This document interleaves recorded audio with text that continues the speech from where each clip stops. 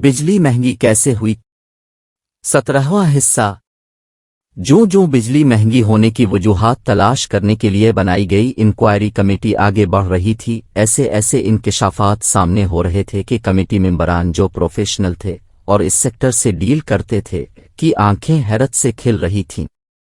मान लिया कि सरमायाकार को जिस कारोबार में प्रॉफिट नजर नहीं आएगा वो पैसा नहीं लगाएगा। जायज़ प्रॉफिट हर किसी का हक है, लेकिन जब उन पावर प्लांट्स की दस्तावेजात और का रिकॉर्ड सामने आना शुरू हुआ तो अंदाजा हुआ कि सियासी हुक्मरान अवाम के नुमाइंदे कम और उन पावर प्लांट्स के सगे ज्यादा थे। पाकिस्तान में बिजली पूरे खित्ते में सबसे ज्यादा महंगी पैदा की जा रही थी।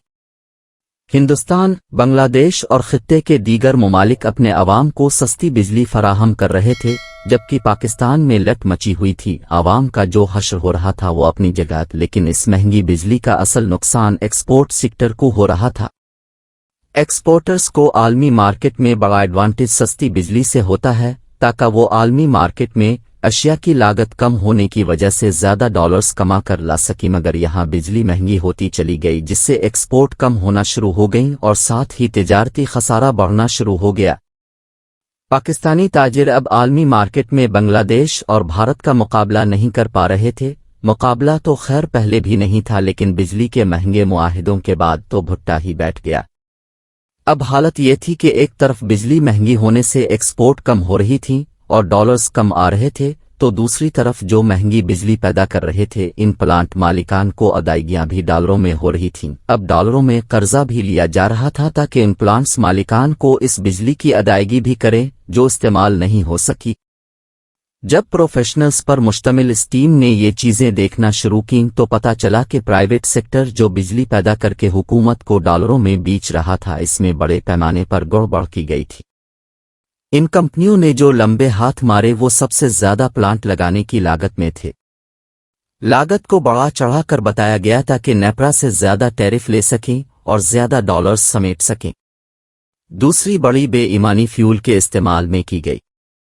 अक्सर पावर प्लांट मालिकान ने फ्यूल कम इस्तेमाल किया, लेकिन जो रसीदें नेपरा का हुकूमत को दी गईं उनमें बहुत ज्यादा फ्यूल का इस्तेमाल दिखाया गया ताकि ज्यादा पैसे ले सकें। इस तरह फ्यूल पर कंकबेक्स और कमीशन भी बड़े पैमाने पर खाया गया। यूं प्लांट की लागत और फ्यूल की जाली रसीदें जमा करा के डॉलर्स लिए जा रहे थे। इस लूट मार में यकीनी तौर पर हुकूमती वज़रा, नेपरा अफसरान और मालिकान इकट्ठे थे। वो उन जाली बिलों की मंजूरी देकर अदायगियां करा रहे थे। वजह वही थी कि अक्सर सियासी हुक्मरानों ने ऑफशोर कंपनियों के जरिए पाकिस्तान में पावर प्लांट्स लगवाए और इस सिलसिले में गैर मुल्की फ्रंटमैनों को आगे किया गया। बाद में जब इस पैमाने पर लूट मार हो रही थी तो लोकल पाकिस्तानी बिजनेसमैन जो पावर प्लांट लगा रहे थे वो उन हुक्मरानों के फ्रंटमैन या शेयर होल्डर्स बनने पर खुशी खुशी तैयार हो गए ताकि उनके झूठे बिल और प्लांट्स की मर्जी की लागत लगाकर मर्जी का टैरिफ ले सकें। पैसा कौन सा सियासतदानों की जेब से जा रहा था, उन्हें तो बैठे बिठाए डॉलरों में कमाने का मौका मिल गया। साथ में नेपरा और दो ताकतवर डीएमजी अफसरान के जिम्मे काम लगा कि कोई मुन्ह मांगा टैरिफ और झूठे बिल कहीं रुकने नहीं चाहिए, कोई एतराज नहीं होना चाहिए। जो भी झूठ सच है इसकी अदायगी करनी है। नेपरा या फिनांस के कुछ लोग इस खेल में बराबर के शरीक थे। वो अपनी पोस्टिंग के लिए पूरे मुल्क का सौदा कर रहे थे। इस कमेटी ने 2002, 2006 और 2015 की पावर पॉलिसियों का जायजा लेना शुरू किया तो फौरी तौर पर उसकी राह में रुकावटें खड़ी करने की कोशिशें शुरू हो गईं। तमाम तर कोशिश के बावजूद कमेटी मेंबरान को बल्क पावर अपफ्रंट टैरिफ का ब्रेक इप न दिया गया और न ही रिटर्न ऑफ इक्विटी की तफसीलात दी गईं जो इस सारे मामले की तहकीकात के लिए जरूरी थीं। ताहम कमेटी में वो लोग शामिल थे जो उन सब करतूतों से वाकिफ थे, लिहाजा उन्होंने कुछ और तरीका इख्तियार किया ताकि मामले की तह तक पहुंचा जाए कि किसने कितना पैसा और डॉलर्स झूठी रसीदें और झूठे बिल्स देकर वसूल किए और कितने कितने अरब एक पावर प्लांट को ज्यादा मिले। किसने बड़ा और किसने छोटा हाथ मारा था। पता चला कि उन प्राइवेट पावर प्लांट्स को बहुत ज्यादा पुरकशिश फार्मूले के तहत डीलें दी गईं। इंटरनल रेट ऑफ रिटर्न्स बहुत ज्यादा दिए गए, खुसूसन 1994 में बेनज़ीर भुट्टो और जरदारी दौर की पॉलिसी में جب پہلی دفعہ IPPs لگے تھے۔ شروع میں کل 17 پاور پلانٹس اس پالیسی کے تحت لگائے گئے۔ ان میں سے 16 پلانٹس نے کل 51 ارب روپے کی سرمایہ کاری کی تھی، مگر 1994 سے 2020 تک ان پاور پلانٹس کے مالکان 415 ارب روپے کا منافع کما چکے ہیں۔ اندازہ لگائیں کہ 51 ارب روپے خرچ کر کے 415 ارب کمائے، اور یہ سلسلہ بدستور جاری ہے۔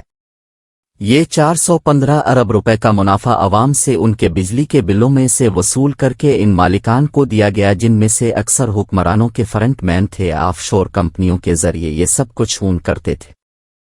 جب اس معاملے کو مزید گہرائی تک جا کر سمجھنے کی کوشش کی گئی تو پتہ چلا کہ اس پورے عرصے میں 310 ارب سرمایہ کاروں کو زیادہ ڈویڈنڈ دیا گیا تھا۔ یہ ذہن میں رکھیں کہ یہ 415 ارب سے بھی زیادہ رقم ہوگی، کیونکہ یہ اعداد و شمار ان پاور کمپنیوں کی 275 فنانشل سٹیٹمنٹس کو سامنے رکھ کر نکالے گئے تھے جو نیپرا اور SCCP کے پاس موجود تھیں، جبکہ کل 312 تھیں۔ باقی 37 فنانشل سٹیٹمنٹس کا کچھ پتہ نہیں کہ وہ کہاں ہیں، کیونکہ ان کا ریکارڈ SECP اور نیپرا کے پاس نہ تھا۔ پھر ان اداروں میں بیٹھے پاور پلانٹس مالکان کے ہمدرد اور حکمرانوں سے اچھی پوسٹنگ اور ترقی کی آس لگائے افسران نے جان بوجھ کر انکوائری کمیٹی کو پیش نہیں کی۔ اگر 312 فنانشل سٹیٹمنٹس کا جائزہ لیا جاتا تو یہ اعداد و شمار 415 ارب روپے سے کہیں زیادہ ہوتے۔ اکثر پاور پلانٹس نے جو بینکوں سے قرضہ شو کرایا تھا کہ اس سے وہ پلانٹ لگا رہے تھے، اس کا پے بیک پیریڈ 2 سے 4 سال تھا، جبکہ وہ جو منافع کما رہے تھے وہ 18.26 گنا زیادہ تھا، جبکہ ڈویڈنڈ اس سرمایہ کاری پر 22 گنا تھا، جو حیران کن عالمی ریکارڈ تھا۔ 6 پاور کمپنیوں کو جو ریٹرن آن ایکویٹی مل رہا تھا وہ 60 سے 79% تھا، جبکہ 4 کمپنیوں کو 40% مل رہا تھا۔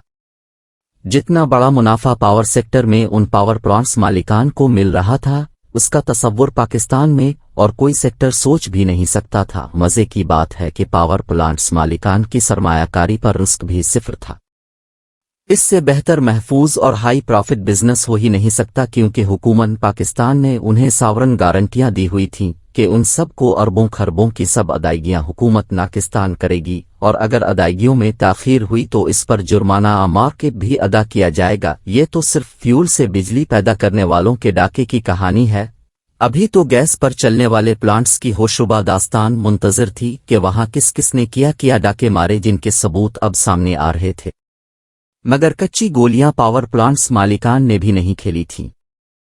جب ان کی چوریاں سامنے آنا شروع ہوئیں تو انہوں نے اہم انکوائری کمیٹی کو اپنے مزید سکینڈلز بے نقاب کرنے سے روکنے کا انوکھا طریقہ ڈھونڈا۔ اب بڑا کھیل شروع ہو چکا تھا۔ دوستو، یہ مشہور کالم نگار اور صحافی روف کلاسرا کا کالم تھا، جو 1 اکتوبر 2023 کو روزنامہ دنیا میں شائع ہوا۔ ویڈیو اچھی لگے تو لائک کریں، چینل پر نئے ہیں تو سبسکرائب کریں، اور گھنٹی کا بٹن دبا کر بیل نوٹیفیکیشنز آن کر لیں تاکہ ہماری